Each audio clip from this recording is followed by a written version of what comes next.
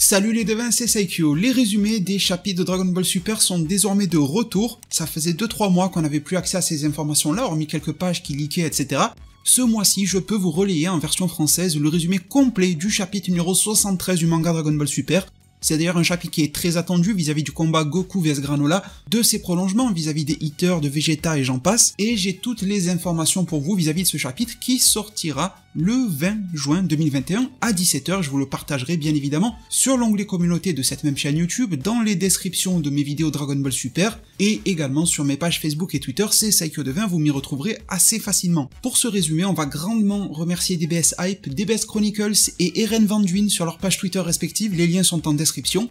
Le chapitre 73 s'intitulera Goku contre Granola, et on y apprend que le chapitre s'ouvre avec Goku se précipitant sur Granola, Granola qui lui tire dessus avec ses habilités de sniper. Goku esquive chacun de ces fameux tirs, Goku étant SAJ Blue pour précision, et c'est ensuite Goku qui envoie sa propre attaque sur Granola.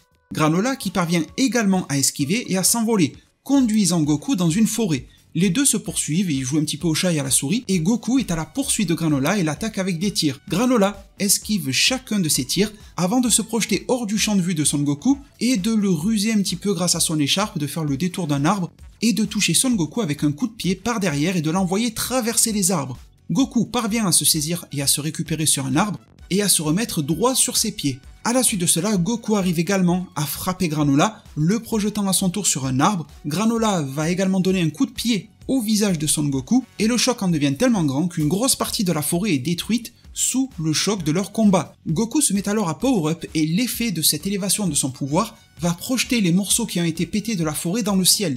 Ils vont s'élever et presque même exploser. Granola décide alors de stopper un petit peu le combat, et il va remarquer le fait que la circulation sanguine et les cellules de Son Goku ont changé. Il en déduit alors que Son Goku vient d'activer sa fameuse technique qui lui permet d'avoir des mouvements particuliers, des techniques d'esquive. C'est donc l'Ultra Instinct. D'ailleurs, Granola nous dit qu'il vient sûrement de faire la même association que lorsqu'il avait les cheveux rouges. Goku rétorque à Granola que c'est très difficile de mixer le SAJ Blue et l'Ultra Instinct. Goku ne dit pas que c'est impossible, je préfère le préciser, il dit que ça ne sera pas facile de le faire, et c'est quelque chose que Son Goku va essayer de faire. Goku se met alors à disparaître derrière Granola, et cela va donner lieu à pas mal d'échanges d'attaques encore une fois. Granola va essayer d'attaquer Goku, Goku esquive, etc. À chaque fois que Granola essaye de sniper Goku, Goku s'en sort bien et arrive à l'esquiver. Goku va finalement tenter sa technique phare, le Kamehameha, et le tire à bout portant dans la poitrine de Granola. Le personnage de Oil, qui était un petit peu observateur espion du combat, est happé par l'explosion et Vegeta s'en rend compte. Granola se retrouve au sol, plutôt bien blessé et essoufflé.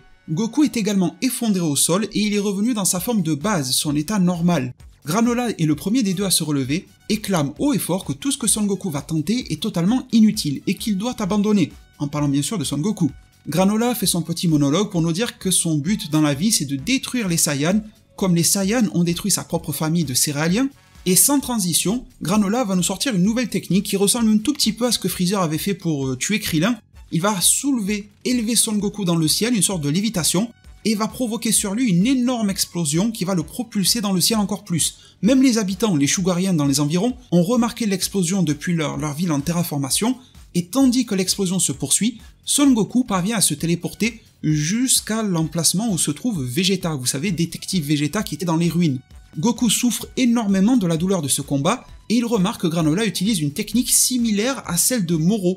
Donc ça commence à faire pas mal de similitudes entre les pouvoirs de Granola et ce qui existe déjà au préalable dans l'univers. Une technique de Moro qui vient d'être employée, le Hakai, des similitudes pourquoi pas avec l'Ultra Instinct. On en revient un petit peu à l'idée que je vous présentais sur ma chaîne YouTube, comme quoi, en devenant le plus puissant de l'univers, Torombo a sûrement pris au pied de la lettre cette définition-là et a fait en sorte que Granola, en cas de besoin, sans forcément connaître le nom de la technique ni son fonctionnement, un peu par magie, vu que c'est un dragon sacré, il peut avoir accès à des techniques qui existent déjà dans l'univers, voire même les faire en mieux. En tout cas, pour reprendre le résumé, Vegeta remarque bel et bien que Goku est en difficulté, il n'y a pas besoin d'être un détective pour le coup pour le remarquer, et Goku dit que ses capacités et sa force sont absolument démesurées, en parlant de Granola, mais que Son Goku va faire de son mieux. Goku demande alors quel est cet endroit, ces fameuses ruines dans lesquelles il se trouve, et Vegeta répond qu'il connaît désormais l'identité de Granola.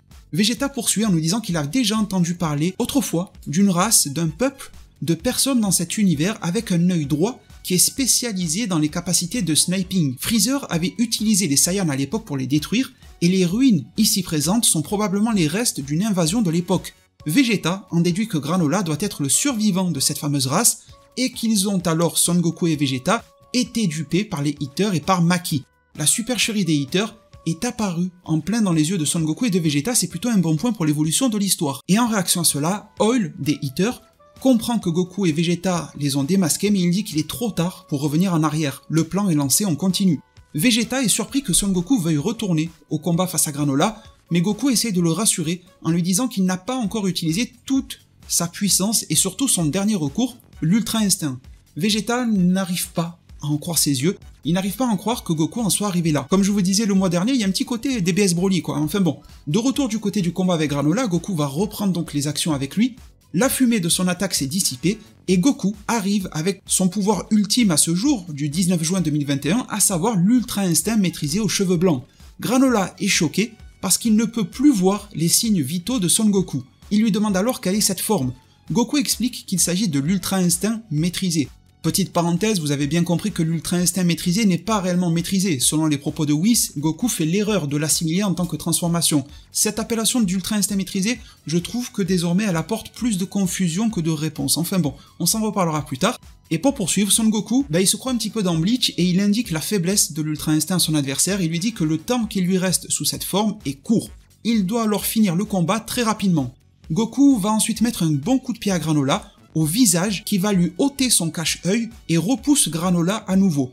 Il l'envoie voler et valser dans les airs, Granola est de nouveau frappé par Son Goku, Granola est impuissant face à Son Goku Ultra Instinct maîtrisé, et le combat retourne à nouveau dans la zone forestière. Goku continue de s'approcher de Granola et lui demande de l'écouter, afin que tous les deux n'aient pas à se battre pour rien. On est cette fois-ci les devins dans ce qui me manquait le mois précédent, le fait que Son Goku remarque que Granola ait le cœur pur. En fait, Goku veut apaiser le combat, veut lui faire comprendre qu'ils ont été manipulés par les Hitters, etc., qu'il y a sûrement un mauvais délire avec Freezer qui avait utilisé et soumis les Saiyans à l'époque, mais Granola ne veut pas écouter. À la place, il fonce et charge Son Goku, mais Goku lui attrape le bras avant même que Granola ne puisse frapper. Goku projette Granola dans les airs, mais Granola n'est pas sans reste, il se retourne et essaye d'attaquer à nouveau Son Goku, mais Son Goku arrive à esquiver.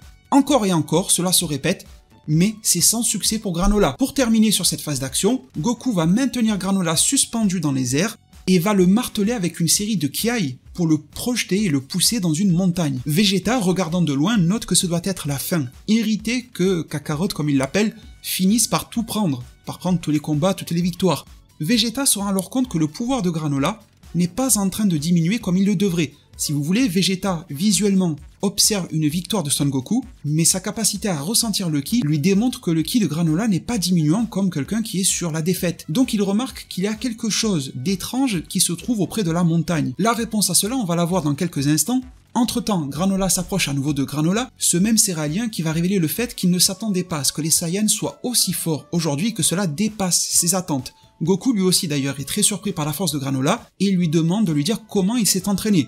Granola lui répond qu'il a sous-estimé les Saiyans, il ne répond pas pour le moment, il ne lui dit pas j'ai appelé Torombo, etc. Il lui dit je vous ai sous-estimé les Saiyans, et Goku essaye de s'en faire plutôt un ami, un allié, de le raisonner, il lui dit écoute, c'est la fin, mais pourquoi ne pas se revoir plus tard, s'entraîner ensemble et se battre à nouveau? Tu n'as pas l'air d'être un méchant, lui dit Son Goku. Sauf que Granola n'en démord pas, il veut sa vengeance, et lui dit le combat n'est pas terminé et je n'ai pas perdu. Granola réitère sa phrase, il dit je n'ai pas dit que j'avais perdu, j'ai dit que j'avais fait une erreur en vous sous-estimant les Saiyans, en jetant un regard très confiant à Son Goku alors que pourtant il est en situation de défaite. Donc il y a un paradoxe vis-à-vis de cela. Il continue de dire qu'il n'aurait pas dû diviser son pouvoir pour commencer. Et là Goku, tout autant que nous, spectateurs et lecteurs, est confus, car il n'a aucune idée de ce dont parle Granola. Division de pouvoir, qu'est-ce que c'est? De quoi parles-tu? Granola fait alors comprendre à Goku que le Granola qu'il est en train de battre, contre lequel il a dû activer l'Ultra Instinct aux cheveux blancs, n'est pas vraiment Granola. Il continue de s'expliquer en disant qu'il a divisé le propre pouvoir de son corps principal dans ce clone. Ce n'est qu'une illusion, et le clone disparaît.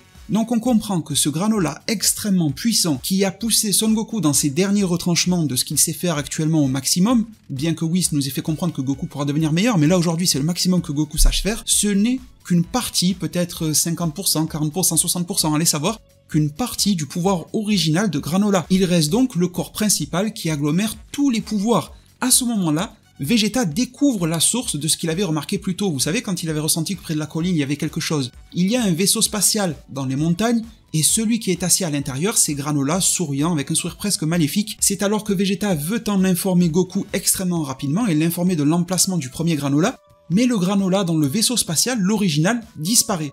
Goku s'est alors mis à regarder un petit peu dans tous les sens, il y a un clone qui disparaît, Vegeta qui l'interpelle pour regarder dans le vaisseau, mais celui dans le vaisseau disparaît.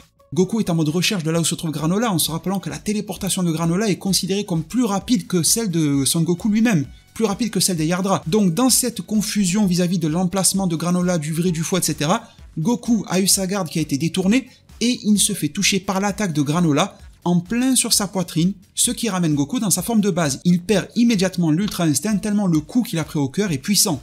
Goku reçoit de sérieux dommages dans sa poitrine et Granola va rempiler en mettant un coup de poing par-dessus l'attaque de points vitaux sur le cœur qu'il vient de faire. Double attaque au cœur.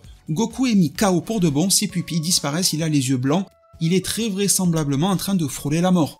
Granola se dirige vers Son Goku et dit qu'il voulait économiser ses forces pour la bataille à venir avec Freezer. Ça pourrait vous paraître bizarre que Granola s'économise pour Freezer, mais les informations de Granola sont datées. Il pense qu'il est le plus puissant de l'univers, l'empereur du mal, etc. Il ne savait pas que les Saiyans avaient autant évolué.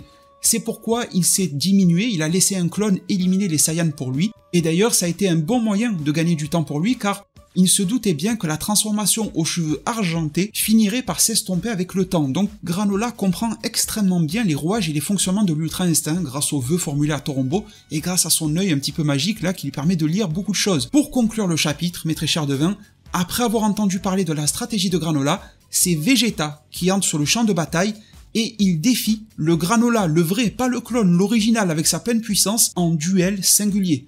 Granola veut finir le travail avec Son Goku, mais Vegeta fait barrage. Il dit que c'est maintenant à son tour de combattre Granola. Granola ne s'en soucie absolument pas de savoir qui meurt en premier ou non. Selon le céralien, cela ne ferait que changer l'ordre de leur mort, ce n'est que du détail. Vegeta lui répond avec un petit sourire très confiant que c'est Granola qui va trouver sa mort ici. Et Vegeta va même balancer une petite punchline comme on aime bien en lui disant « Si tu cherches les Saiyans pour les détruire, je ferai tout ce qui est en mon pouvoir pour me débarrasser de toi. Prépare-toi à ta destruction, céralien. » Bien évidemment, le mot destruction, en plus à ce moment-là, il y a la petite boucle d'oreille de Vegeta qui se met à briller, qui fait écho à l'entraînement reçu de Beerus et à la maîtrise de la technique du Hakai, de la destruction en français. Pour conclure cette vidéo, mes très chers devins, je vous répète la preview du chapitre numéro 74, je vous l'avais déjà donné dans une précédente vidéo, mais si jamais vous ne l'aviez pas vu, on y apprend, et on nous dit en tout cas, que Vegeta n'est pas quelqu'un à prendre à la légère. Dorénavant, il s'agit d'une situation dans laquelle il faut tuer ou être tué. En somme, ça sera soit Vegeta, soit Granola, mais nous le savons qu'il y a d'autres intervenants, il y a les Hitters. C'est un petit peu dommage qu'ils soient mis de côté parce que Granola n'écoute pas les Saiyans, il va à tout prix les tabasser, mais les Hitters, je pense qu'ils vont planter un coup de couteau à tout le monde dans le dos. J'espère de tout cœur, mes très chers devins, que ce résumé vous a plu. Je vous partagerai les liens le 20 juin 2021 pour que vous ayez une lecture complète du chapitre, les résumés, les spoilers, c'est excellent, en tout cas pour moi ça me hype toujours énormément, sinon je vous en proposerai pas. Mais la lecture du chapitre lorsqu'il est sorti pour se faire son propre avis, en ayant les dessins sous les yeux, en ayant les dialogues originaux, c'est la base, c'est clairement la base.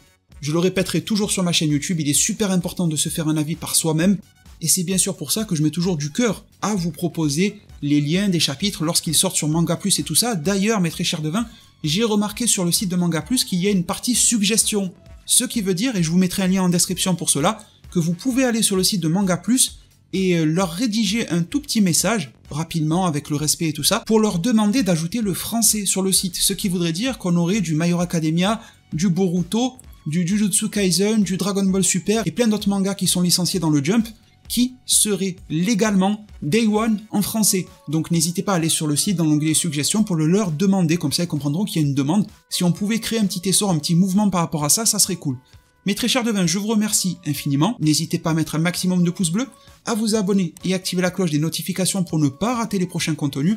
On se retrouve aussi très rapidement avec la review de ce même chapitre. Prenez tous extrêmement bien soin de votre futur, et à plus pour de prochains arts divinatoires.